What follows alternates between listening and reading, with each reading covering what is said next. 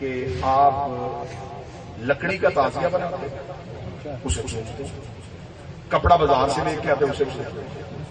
یہاں ہمیں مولوی تازیہ نہیں چومنے دیتا، میر صاحب وہاں سارے پتھر چوم کے آئے.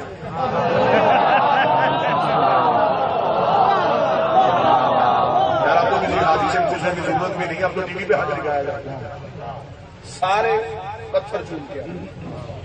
اور ہر حاجی حجر اسود تک پہنچتا بھی نہیں.